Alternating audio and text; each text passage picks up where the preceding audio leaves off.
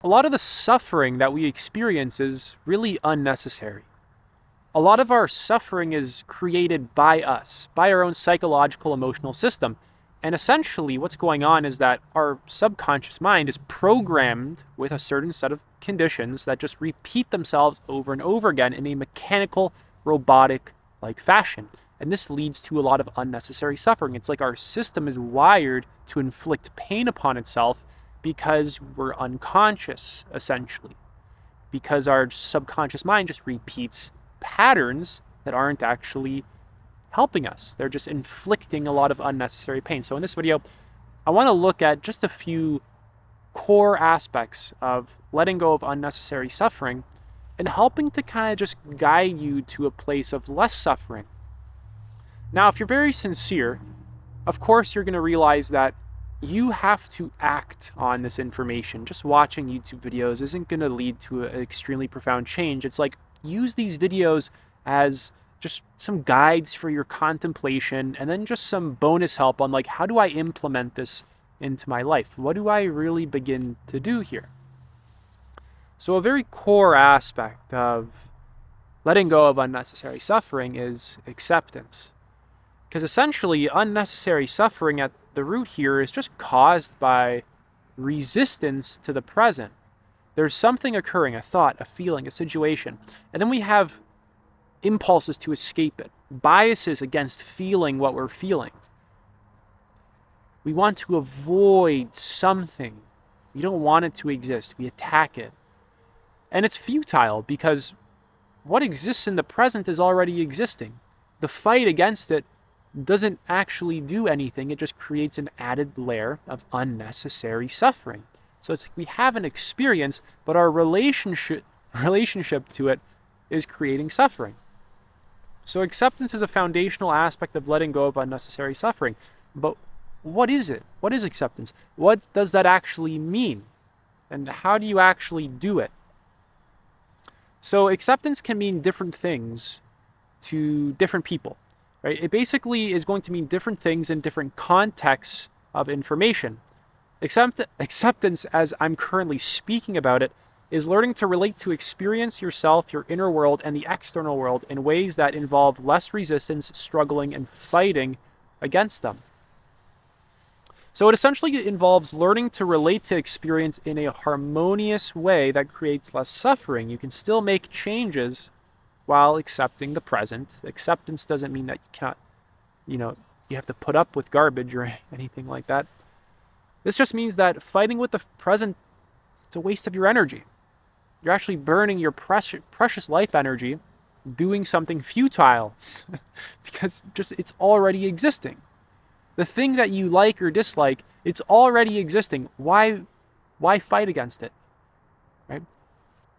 It's an unconscious thing that you're doing repeatedly because this is how the subconscious and unconscious mind is programmed, just repeats patterns. So even if the pattern is unhealthy for you, because you don't apply any awareness to it, it's just going to repeat itself in a very mechanical, robotic fashion. I really want you to grasp the mechanicalness of it.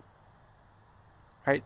And of course, if we look at our sort of society, we can see how mechanical and unconscious it actually is. The thing is we have to take that lens and apply it to ourselves now, which is a hard thing to do because we're going to feel uncomfortable. We're going to get scared. We're not going to like some things that we see. We don't want to admit certain truths about ourselves to ourselves. So fighting the present just adds the layer of unnecessary suffering that you don't have to experience. You straight up don't have to experience that. And I want to emphasize that what I'm saying here isn't just a shift in mindset. Right? This is an actual shift in being. Being means everything that you are in your body, in your nervous system, in your emotional system, of course, in your psychological system. So a shift in being includes more than just a shift in mindset. This isn't just a shift in thought. Thought's a very surface level phenomenon that isn't going to really do you any good here when it comes to really making a meaningful and lasting change here. It's nice to fill up your mind with some great information. I highly recommend it. A beautiful cat just ran by. But essentially, this is about becoming more connected and conscious, right? And this includes becoming more aware of emotion, becoming more aware of your mind and thought, and using thought more effectively, becoming aware of your relationship to everything in your experience, really. Grounding yourself in the present, rewiring the nervous system, more so regulating the nervous system. So this acceptance that I'm talking about here doesn't involve tolerating mistreatment. It doesn't involve settling for mediocrity. In fact, it's quite the opposite. If you're doing this, the acceptance that I'm talking about, it's going to take you in the exact opposite direction. This involves learning to open to and embrace experience with less and less conditions as you develop. Because right now you only embrace a very limited amount of experience, and then the experiences that you dislike, that you're conditioned to dislike, you fight and resist them. And you're afraid of them, you don't want them. So then whenever you're met with an experience that you dislike, you fight against it unconsciously. Right? So here we're actually bringing our conditioned likes into unconditional openness. We're working with these two dimensions. Your awareness right now unconditionally accepts whatever is occurring in experience. Your pure watching awareness doesn't discriminate between this experience or another experience. That's something that your mind does. That's something that your emotional system does. That's something that your body's doing, because your body, your mind, your emotions, they're all one, essentially. We can make distinctions, but they're all one whole system. So it's like we're learning how to bring more and more accepting, an increasing amount of acceptance to all experience regardless of the conditions. It's about cracking down on the mechanisms within your psyche that create unnecessary suffering. This is really what acceptance is about. It doesn't mean being passive, because actually sometimes if you're really accepting the moment, it's going to urge you to do something, to take some action. Right? If you surrender to life, which is, I'm using it synonymously here with acceptance, the flow and the energy of life is going to pull you to act as well, to fully engage in life, to fully embody your life in a meaningful, healthy, and honest and authentic way. So it's like you embrace this limited amount of experience based on a certain set of conditions. This is like your conditional love for experience, and you're always going to have that for as long as you live. You're a human, you have conditions, you have preferences and likes and dislikes. That's okay. It's just there's an element of experience right now that's already unconditionally accepting of experience. And we're bringing more and more of that into our conditions, right? So it's like when something you dislike is in your experience, it's like you're learning to accept it more and more and more. This doesn't mean that you tolerate it, right? If it's like abusive, for example, this doesn't mean that you can't change experience. This doesn't mean you accept mediocrity. It's just that the struggle and the fight against what is just meaning the present, this is what we're minimizing because it's creating unnecessary suffering. So awareness and inquiry are needed to do this, of course, because we're talking about making the unconscious conscious so that doesn't control us mechanically, and inquiry, questioning what's going on so that we can begin to move in a more meaningful and genuine direction that's actually helpful for this endeavor. So developing a meditation practice, regulating the nervous system, and openly investigating your psychological emotional system is how to do this. Let's start with meditation. Having an actual structured meditation practice. Meditation is not going for a walk in the woods. Meditation is not listening to music while lying down in bed. Meditation is not sitting in nature. Right? You need a formal practice. I recommend Vipassana body scanning just to start off. That's honestly amazing meditation practice. And then you have to cultivate this mindfulness muscle. Right? Because if you don't have this formal practice, you're just lying to yourself if you're saying that you're meditating. Of course, someone can argue with me saying that there's no wrong way to meditate. Well, there is when the goal is to become more conscious of yourself. Some things will simply work better than others. Sitting in an undistracted room, observing yourself. Right? You need this capacity to just sit and watch yourself without reacting to yourself. This is going to help you more than potentially just going for a walk in the woods. A walk in the woods is nice, right? It's great. It's a regulating, healthy experience.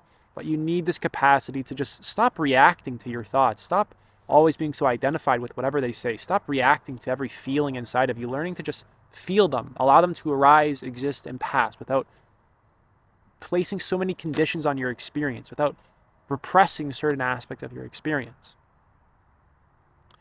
Right? So it's like we're just opening ourselves to more and more of ourselves, which helps us to open to more and more of experience, right? Even the external world. Right, next is regulating the nervous system. I can't go into too much depth about this here, but essentially when the nervous system is unregulated, you're always in fight, flight, freeze, or you're shut down. You can't really do this. So you have to begin to move to a more regulated state where you're able to be open and just connect with life. Right? Rather than always being shut down and habitually closed, essentially. A lot of ways to do that. I'd recommend just watching some other videos on that. I don't want to go into too much depth on that here. I'll make videos about that in the future. But next is investigating your psychological emotional system, right? Actually asking questions. Why am I so reactive? Why do I fight this desire in me? Why am I so dishonest with myself? Why can't I just allow my natural motivations to just arise and act on them? Why don't I trust myself? Why am I scared to even dig into my own psyche? Why am I scared to even see what's going on in here?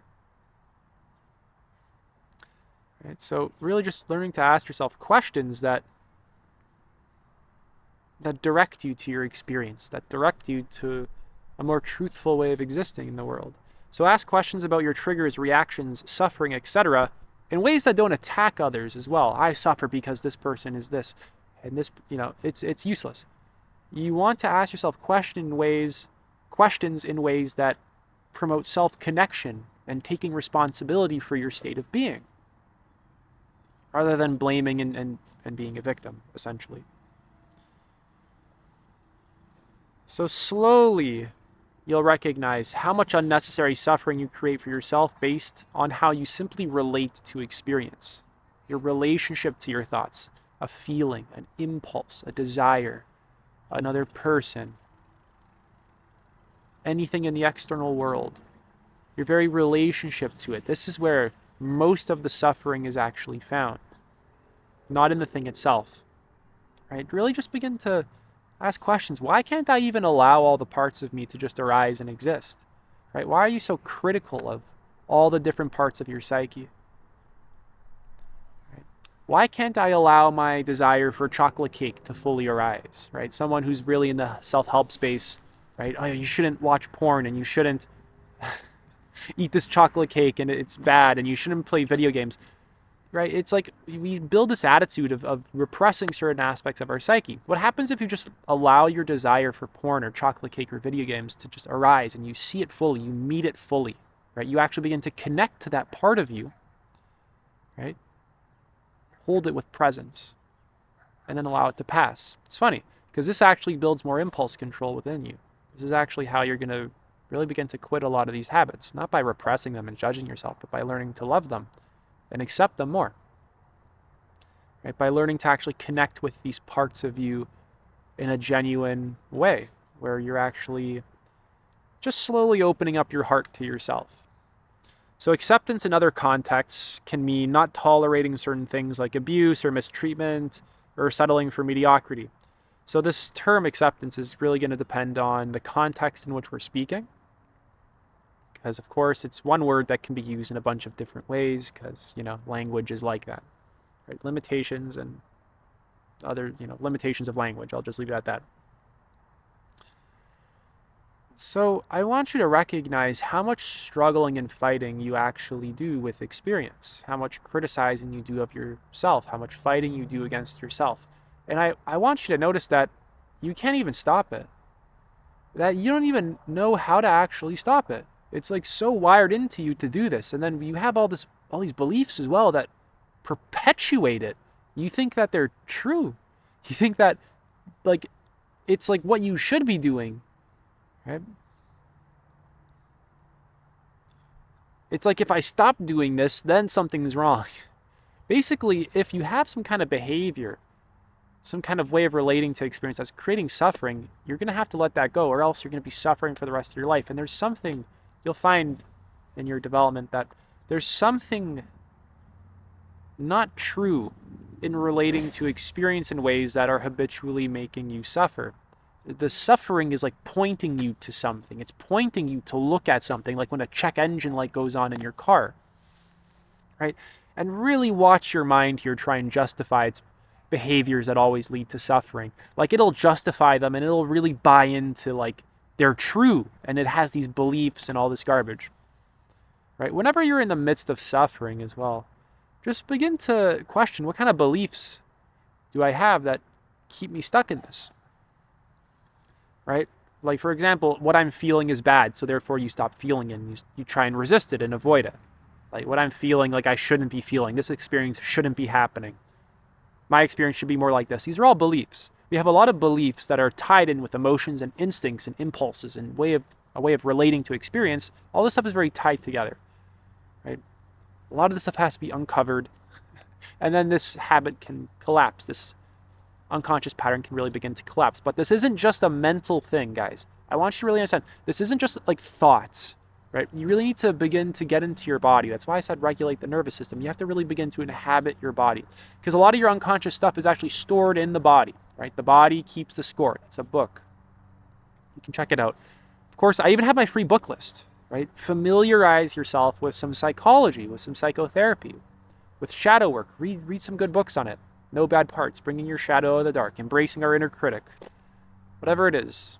Judith Blackstone, Robert Augustus Masters, Richard Schwartz, right? Read some awesome people on this stuff. You want to build up a good understanding of this stuff so that over time, or you have this vision of your life, over time, you begin to transform and develop.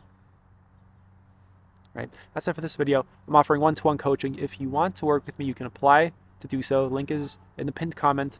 Take it easy.